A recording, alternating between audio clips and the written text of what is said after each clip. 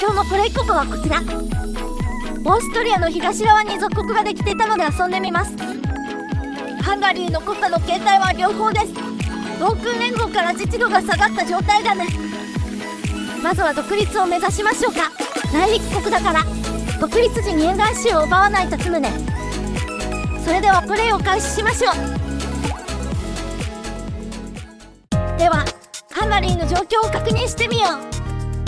陸軍の規模はオーストリアの3分の1くらいかな。今すぐ独立戦争は難しそうだね。独立要求はど真ん中。まずはこのゲージを上げないとね。自治権拡大要求のスコアはマイナス120。悪くはないね。このくらいなら恩義を使えば要求を通せるね。うわ、上納金だいぶい。40% も取られちゃうか。初めての国家で何もわからないから、まずはジャーナルを確認しようか。ジャーナルが1件、ディシジョンが2つあるね。1つ目のディシジョンの条件は近代下水道、ハンガリー大平原を開発、自治度拡大かな。2つ目はハンガリー大平原にしといてんだね。これも自治度の拡大が条件だ。次はジャーナル、近代的な法律を制定すればよい感じかな。そしてジャーナルの中にボタンが3つあるね。1つ目のボタンは法律をまとめて変更するみたい。発動条件は正当性75以上で政権内に急進主義者がいること。達成条件が簡単な割に報酬が良すぎるよね。わかった。オーストリアと戦争になるかもって書いてある。戦争が確定で発生するトラックボタンだ。でもいつでも戦争を起こせるってことだから逆に利用もできるかもね。お、隣のボタンはトランシルバニアを併合できるみたい。トランシルバニアと関係改善が必要だね。これもオーストリアと戦争になるかもって書いてあるね。最後のボタンは5年の次元付きの陸軍バフだね。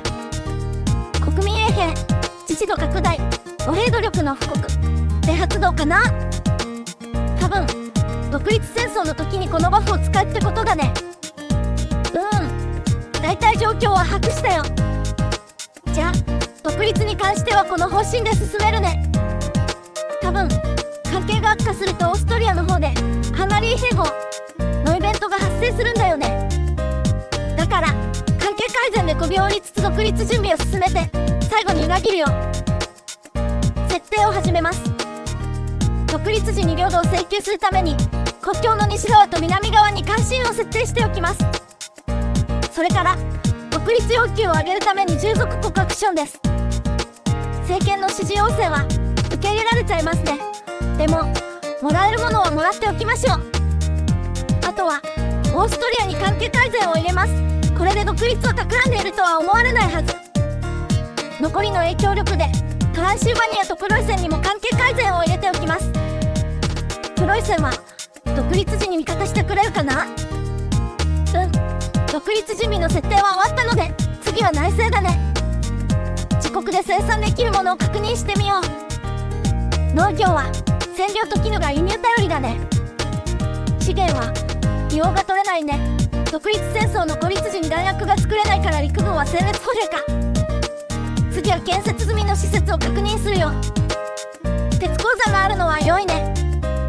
独立に備えて一通り生産しないとね。まずは工具、紙、石炭の生産から始めて、その後で鉛、ガラス、衣類が良いかな。これで大体の状況は理解できたね。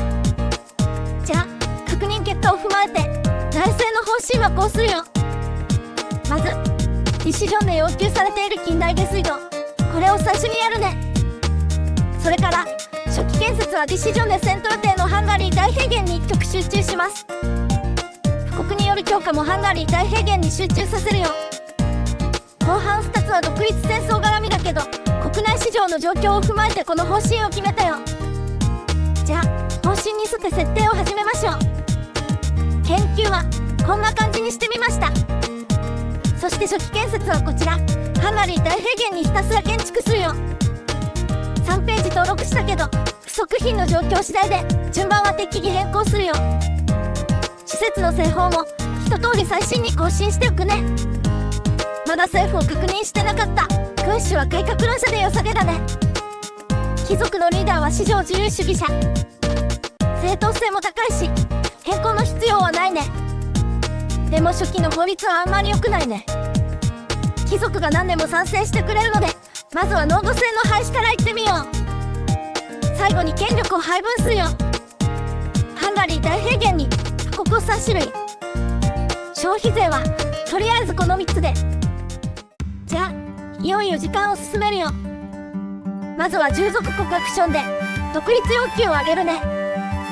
もう一つの従属国アクションは少し関係が改善するまで待つね。関心が有効になったよ。隣国のクロアチアにも関係改善を入れました。ではまた従属国アクションで独立要求を上げます。オーストリアの態度は悪化してないね。じゃあしばらく操作できることはないから進捗を見守ります。自由の設定大成功。次は伝統主義の廃止にするよ。そして材料は足りていないのだけど一気に建設直をアップグレードするよ。当然市場価格はめちゃくちゃになって大赤字です。施設の売却益で時間を稼ぎます。さて何のためにこんなことをと思いますよね。もちろん宗主国への嫌がらせのためです。オーストリアが価格高騰の対応に追われている間にハンガリーが市場の後部と紙のシェアを牛耳ります。でもちょっとアグレッシブに攻めすぎたかも。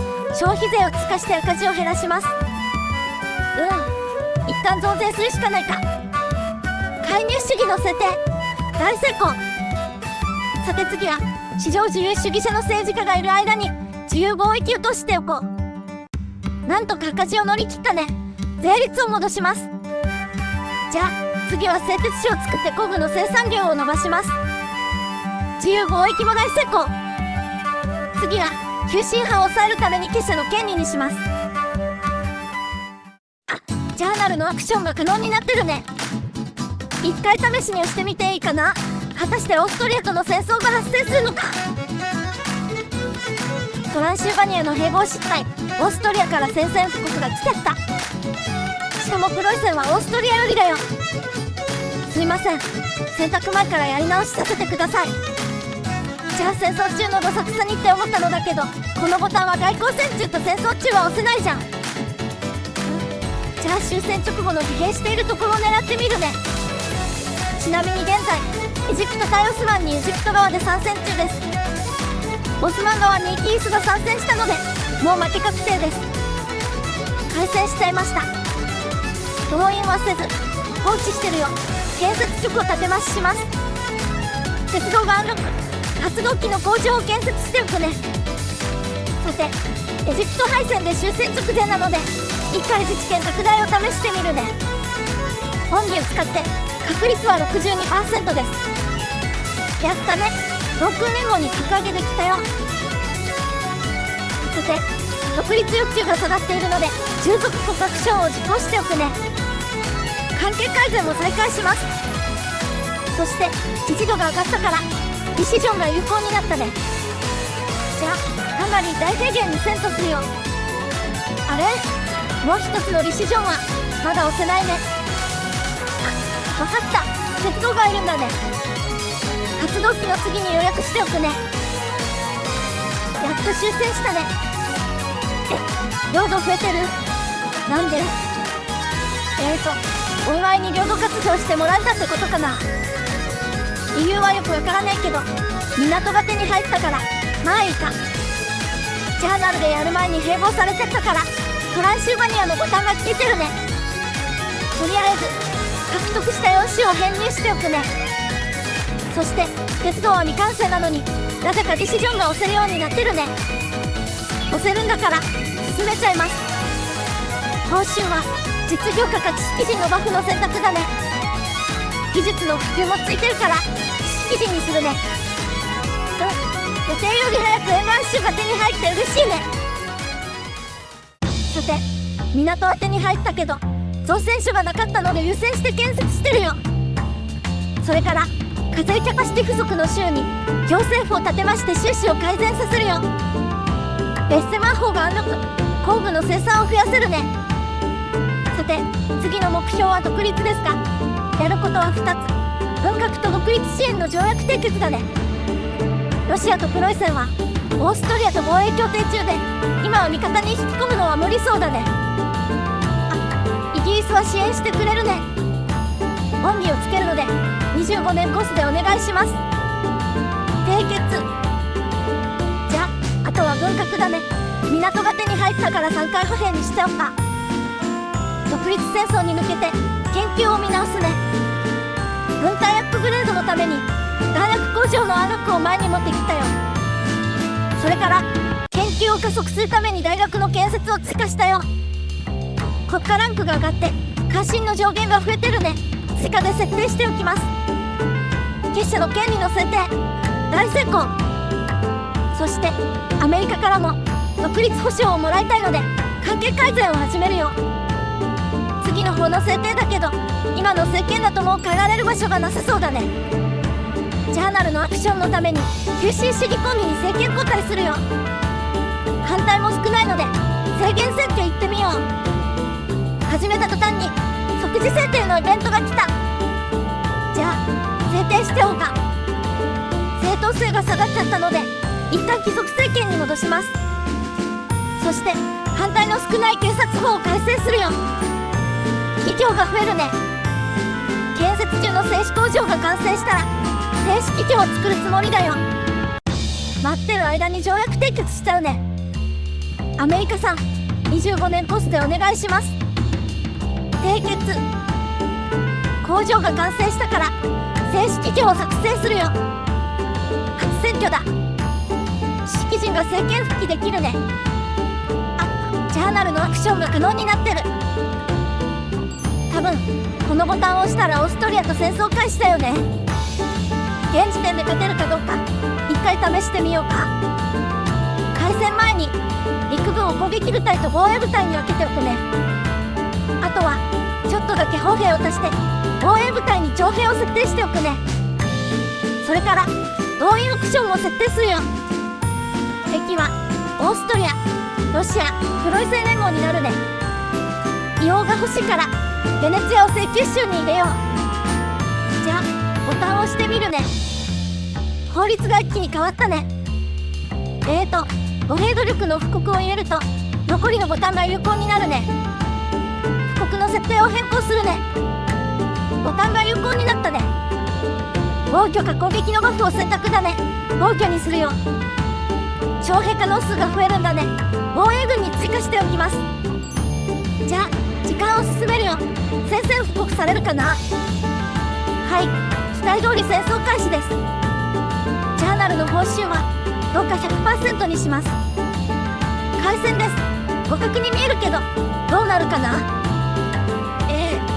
援軍少なくない？